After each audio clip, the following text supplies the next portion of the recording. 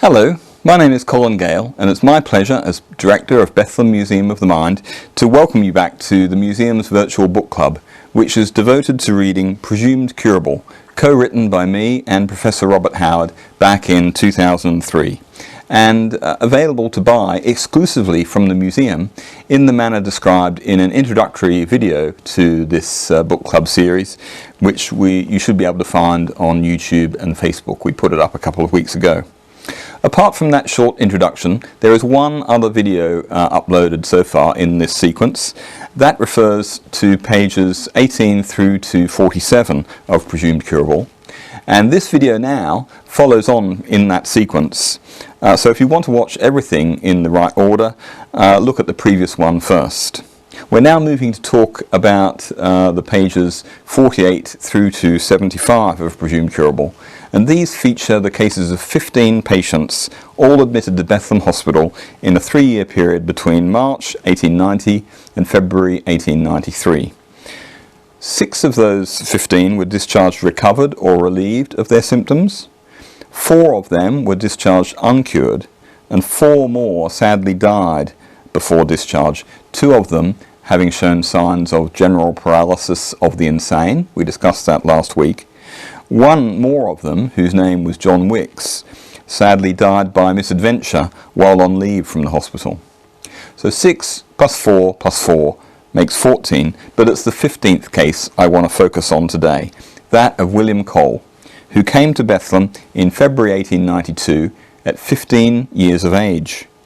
You have access to his story on page 65 of Presumed Curable, but I'm sitting here in the archive search room of Bethlem Museum of the Mind looking at William's original record as contained in Bethlem Hospital's casebook for 1892. And if I just turn the page here,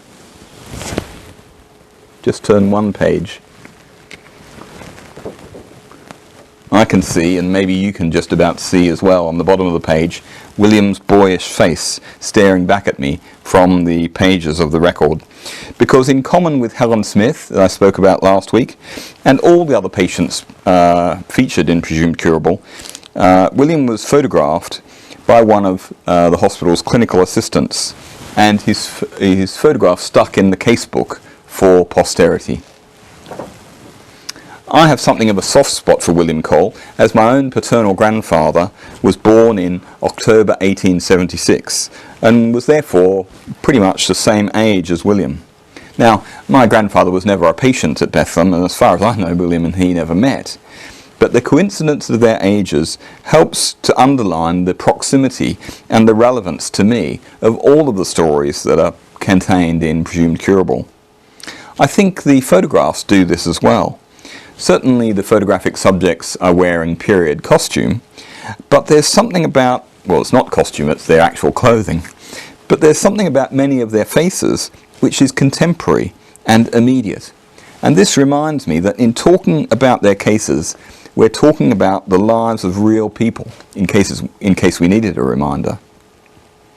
William's the youngest person that features in the book.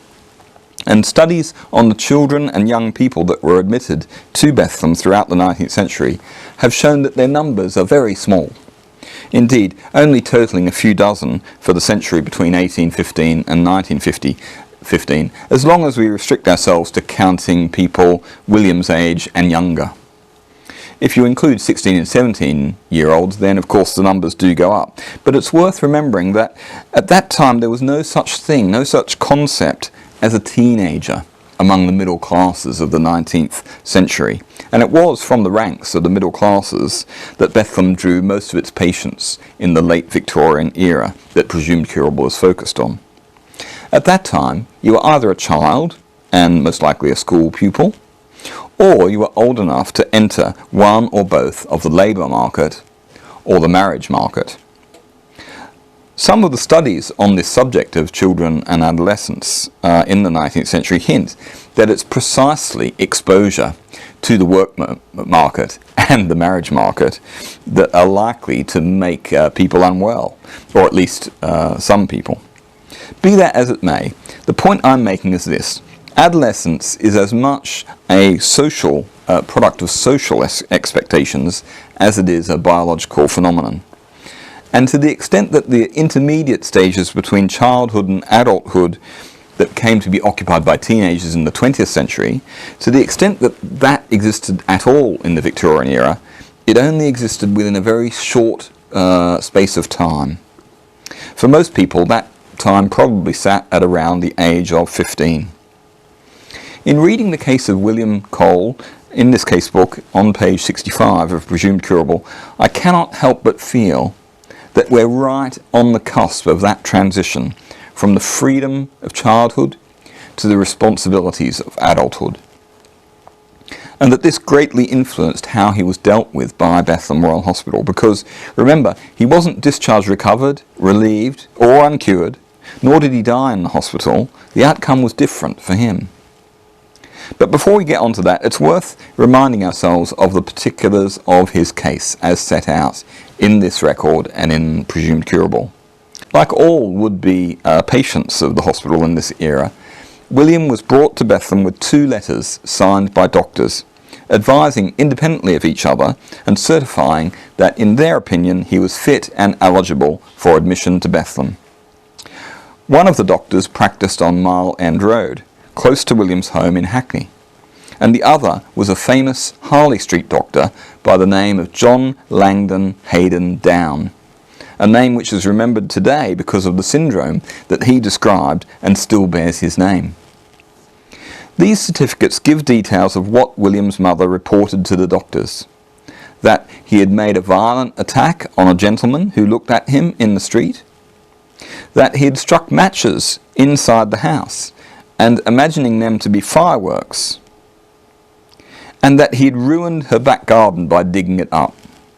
They also report they could get no sense out of William himself. So William comes into Bethlem Hospital on the 12th of February 1892. For reasons that will become clear, it's important to note that technically patients are not admitted to Bethlem Hospital just by virtue of arriving and coming under its roof. Technically they're admitted or not admitted by the hospital subcommittee that meets for the purpose once a week, every week. By the time that meeting took place, the hospital's physician superintendent, who attended it, had usually had a few days, or maybe up to 7 days, to observe and talk to the incoming patient and form a preliminary view as to their condition. This is exactly what happened in the case of William Cole. The notes made as a result of these interactions in William's first few days of the hospital reveal that William had always been a happy child, but had not gotten on very well at school, that he had never been quite right since an incident in which he struck his head against an iron bar and was concussed for a few days. That happened in the year 1890. And also that he was prone to doing things that his mother thought were silly, such as lighting bonfires in the garden, making pickles out of rotten vegetables, and squibs out of gunpowder. He denied striking matches inside the house, and when he was asked about the gentleman whom he had hit, he said that the gentleman had struck him first. He answered the questions that were asked of him well, according to the doctors, but sometimes laughed in a silly way first. There was no delusions of any hallucinations or delusions. In other words, although the notes don't say this in so many words, his behaviour was within the normal range of behaviour one might expect of a 15-year-old boy. What the notes do tell us is that Bethlem's admissions subcommittee refused to approve his admission, and he left the hospital without being formally admitted at all on the 19th of February, exactly 1 week after his arrival. So we need to add not being admitted as a possible outcome for people who come to Bethlem, alongside the other options of being discharged recovered, relieved, uncured, or of dying. The hospital never reported on how many people it refused to admit, but the medical records show that they did so regularly, and anyone who's interested enough to follow this through could access the Bethlem records that are available remotely via the family history website Find My Past, look through all the medical casebooks and admission registers, compile these statistics and place them for consideration alongside the percentages for recoveries, deaths, etc., that are known and that I referred to in the previous video. In such an exercise, it would be difficult to assign reasons as to why admissions were refused. At least, couldn't do that with any certainty. The hospital had long operated a wide range of exclusions to admissions, among them pre-existing physical health conditions, for which the hospital was not equipped to manage, such as epilepsy, the palsy, as well as pregnancy, or conditions which threatened the speedy dissolution of life. Also congenital or long-term conditions that were not open to improvement. As discussed last week, it made an exception to this rule for patients suffering general paralysis of the insane. But operating alongside these exceptions was another one which was less directly stated. Those whose mental state was insufficiently serious to warrant admission were not admitted. This seems to have been the consideration that motivated the hospital's refusal to admit William. And it would be valuable to have a sense of how many others were refused admission for similar reasons. It's possible that a broad picture might then emerge of an institution that was careful to take steps to avoid detaining patients without what it considered to be reasonable cause. Well, I won't say that I hope you're enjoying reading Presumed Curable. Enjoying possibly isn't the right word. It's not really that sort of book. I remember Robert Howard and I talking about the experience of writing it as being itself a melancholy one at times. Nevertheless, I trust that you are finding it a valuable experience. To attend to the stories of the ordinary but forgotten people of the past, like William Cole here, is a profoundly humane endeavour and worth keeping up. Over the next week, I encourage you to read on through pages 76 through to page 99. And a week from today, we'll upload the next video in this series. Between now and then, you can like, share, and comment on this video on YouTube or on Facebook. And you can tweet about what you're reading and read tweets from other book club members over the museum's Twitter account. Until then, it's goodbye from me.